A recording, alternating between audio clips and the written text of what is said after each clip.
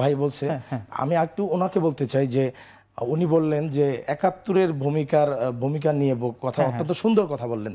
তাহলে আমি ওনাকে বলতে চাই যে তাহলে কি আপনি মনে করেন যে জামাতের ৭১-এর প্রেক্ষাপট নিয়ে জাতির কাছে ক্ষমা চাওয়া উচিত? জি, এটা আমাকে প্রশ্ন। হ্যাঁ, আমি বললাম, এরপর আমি বলতেছি তো উচিত কিনা, আপনি এটা এই ব্যাপারে আপনার অবস্থান কি? আরেকটা বিষয় হচ্ছে উনি বললেন যে ছাত্রদের কাছ আন্দোলনের মাধ্যমে আমরা এরকম একটা বিপ্লবোত্তর বাংলাদেশ পেয়েছি, কিন্তু আমার কথা হচ্ছে যে এই যে দীর্ঘ ১৭ বছরের যে সংগ্রাম, মানে আমাদের যে লেগে থাকার ব্যাপার, আমরা যে মানে খেয়ে না খেয়ে রুটি কলা খেয়ে জামাত সহ বিরোধী দলগুলো ছিল, জি হ্যাঁ, আমরা যে রাজপথে ছিলাম, তো এই ধারাবাহিক রাজপথে থাকা দেশনেত্রী বেগম খালেদা জিয়ার আপোষহীন যে অবস্থান, এবং উনি অনেক কিছু মেনে নিলে কিন্তু বিদেশে চিকিৎসার জন্য যেতে পারতেন, উনি কিন্তু মেনে নেন নাই। এই যে প্রেক্ষাপট তৈরি হয়েছে, যার মাধ্যমে আমরা প্রেরণা পেয়েছি, এবং বাংলাদেশে উনি কিন্তু এই কথাটিও বলেছেন যে কোটা সংস্কার আন্দোলন কোটার দাবিতে আন্দোলন হয়েছে। তো সেই কোটার দাবির আন্দোলন কিন্তু এক দফা আন্দোলনে এসেছে, আমাদের সকলের সার্বিক প্রচেষ্টায় এসেছে।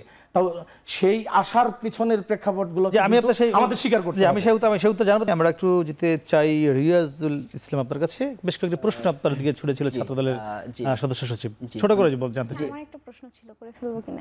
জি জি, আচ্ছা, আমরা হচ্ছে একদম ছোট করে, হ্যাঁ, খেয়াল করে দেখবেন যে আপনাদের একটা ছাত্র শিবিরের মুক্তিযুদ্ধের সময় মুক্তিযুদ্ধ ইসলামের ক্ষতি করেছে, এই কয়েকদিন ধরে আর কি অনলাইনে দেখতেছি ওনাদের একটা প্রকাশিত, উনি কিছুক্ষণ আগে মুক্তিযুদ্ধকে অ্যাপ্রিশিয়েট করেছে, তাহলে মুক্তিযুদ্ধ ইসলামের ক্ষতি করেছে এই অংশটা কেন? জি, আমি বুঝতে পারছি আপনি বলছেন মাসিক প্রেরণায় মানে ছাত্র সংবাদে প্রকাশিত ডিসেম্বর সংখ্যার একটা লেখার বিষয়।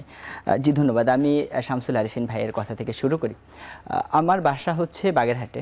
তো আমাদের ওখানে 1998 সালে একটা বড় বন্যা হয়েছিল।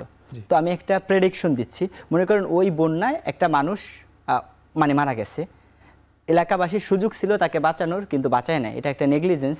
এবার আমার 1999 সালে জন্ম হয়েছে, জন্ম হওয়ার পরে এবার আপনি আমাকে মামলা দিয়ে ফাঁসি দিয়ে দিলেন কেন? ওই যে 1998 সালের মামলা আমি কেন বাঁচাইলাম না? তো মূল বিষয় হচ্ছে আমার কিন্তু তখন জন্ম হয় না। আবার ধরেন ওই সময় একটা ভালো কাজ হয়েছে, এবার আমি 1999 সালে জন্মগ্রহণ করে আপনার কাছে এসে ওখান থেকে আমি ক্রেডিট নেওয়ার চেষ্টা করলাম, দুইটাই অবান্তর বিষয়। এক নম্বর বিষয় হচ্ছে আপনার একটা বিষয় কাউকে দোষারোপ করার জন্য অথবা কারো ক্রেডিট নেওয়ার জন্য এক্সিস্টেন্ট পয়েন্টে তাকে থাকতে হবে। আমি জগন্নাথ ইউনিভার্সিটির 2024-এর আন্দোলনে একজন স্টেক হোল্ডার দাবি করার জন্য 2024 মুভমেন্টে আমার জগন্নাথ বিশ্ববিদ্যালয়ের শিক্ষার্থী থাকতে হবে, এটা হচ্ছে প্রথম কন্ডিশন। তো এখন বাংলাদেশ ইসলামী ছাত্র শিবির প্রতিষ্ঠিত হয়েছে 1977 সালে। সুতরাং 1971 সালের কী ঘটনা ঘটছে না ঘটছে এর দায়ভার ইসলামী ছাত্র শিবির কখনো নেবে না। দুই নম্বর হচ্ছে জামাত ইসলামী ক্ষমা চাবে না চাবে, জামাত ইসলামের রোল কি ছিল এটা জামাত ইসলামী বর্ণনা করবে। আমরা তো জামাত ইসলামকে সার্ভ করি না, জামাত ইসলাম সেপারেট অর্গানাইজেশন, তাদের স্ট্র্যাটেজি কী ছিল, তাদের এই প্রশ্নগুলো যদি তাদের কোনো নেতৃবৃন্দের কাছে করা হয় এটা সব থেকে ভালো হবে। এবং অন্যরা অনেকে যারা 1971 সালের পরে জন্মগ্রহণ করে 1971 সালের ক্রেডিট নেওয়ার চেষ্টা করতেছে, তাদেরও এটা থেকে শিক্ষা গ্রহণ করা উচিত যে আমার ক্রেডিট নেওয়ার প্রথম শর্ত হয়েছে আমার তখনকার সময় জন্মগ্রহণ করা বা তখন আমার এক্সিস্টেন্স থাকাটা গুরুত্বপূর্ণ। আপুর প্রশ্নে আসি, তিনি প্রশ্ন করছেন যে মাসিক ছাত্র সংবাদে প্রকাশিত ডিসেম্বর সংখ্যা একটা লেখা প্রকাশিত হয়েছে, এখানে তিনি যেটা বলেছেন কোট করেছেন ওই লেখাটা আছে। এখন আসেন, ওই লেখাটা মাসিক ছাত্র সংবাদ হলো শিবিরের থেকে প্রকাশিত একটা পত্রিকা। জি, এখন টেলিভিশনে আমি এখন বক্তব্য দিতে আসছি, এখন আমি এখানে একটা কথা বললাম যেটা ক্রিমিনাল ভায়োলেন্স বা দেশদ্রোহী বা যে কোনো টাইপের একটা কথা বললাম। এবার কি করলো, পুলিশ এসে এখন টেলিভিশনে যে মালিক আছে তার হচ্ছে 6 বছরের কারাদণ্ড দিল। আপনি এটা কি ন্যায় বিচার বলবেন? আপনি বলেন। আমি অপরাধ করছি, এখানে কথা বলছি, গালিগালাজ করে যা কিছু করছি, ভায়োলেন্স করছি, এই অপরাধের জন্য এখন টেলিভিশনের ওই লেখাকে আপনি সমর্থন করেন? আমি একটু বলতেছি, এখন টেলিভিশনের মালিককে কি এজন্য দায়বদ্ধতা নিতে হবে নাকি আমাকে নিতে? না, অবশ্যই যে লেখক, হ্যাঁ, তো একটা পত্রিকা, এখানে একটা লোক লেখা পাঠাইছে এবং ছাত্র সংবাদের যে আপনার মূল গঠনতন্ত্র আছে এখানে লেখা আছে যদি কোনো লেখক লেখা পাঠায় এটা যদি ছাপানোর উপযুক্ত হয়, কোনো প্রকার পরিবর্তন না করে ছাত্র সংবাদের এখতিয়ার নেয় পরিবর্তন করে, তারা তার মতামত লেখাটা ছাপাইছে। এখন ওই লেখাটা যেহেতু সে লিখছে এটা এটার দায়ভার ওই লেখক নেবে, নট ছাত্র সংবাদ নেবে। পত্রিকায় তো অনেক লেখা আসে, অনেক কিছু আসে, এর দায়ভার কি সব পত্রিকার মালিক নেয়? কখনোই নেবে না। জি জি, আমি একটু বলতেছি। এখন আসেন এই লেখাটা আমরা সমর্থন করি কিনা।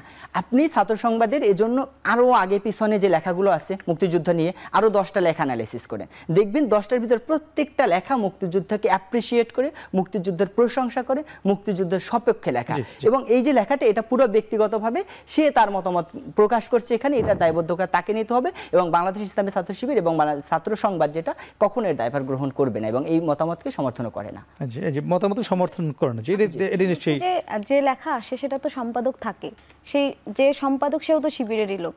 উনি ব্যাখ্যা দিল যে লেখা দিয়েছে সেটা কোনো ধরনের এডিট ছাড়া, মানে অনেকটা বক্তব্যটা এরকম হয়ে গেল না যে ছাত্রলীগ যখন অপকর্ম করছে, আওয়ামী লীগ মানে শেখ হাসিনা তখন বলে দিচ্ছে যে ওই দায় আমার না। জি, রাজনৈতিক বক্তব্য। জি জি, রাজনৈতিক বক্তব্য না, আমি একটু বলি, ওই যে লেখাটা যে লিখছে সেও অলরেডি এর একটা ক্লারিফিকেশন দিয়েছে। আপনি তার ক্লারিফিকেশনটা দেখেন, আমরা তার উপর চাপাই দিচ্ছি কিনা। সে নিজেই অকপটে স্বীকার করছে যে আমি এটা এমন দেওয়ার জন্য বলছি এবং এটা এভাবে দেওয়া হয়েছে। এটা আপনি তার বক্তব্যটা আপনি তার বক্তব্য আপনারা নিয়েছেন? হ্যাঁ, তার বক্তব্য না, সে স্বেচ্ছায় তার বক্তব্য স্টেটমেন্ট। আমরা একদম আপনাকে কথা বুঝতে পারছি।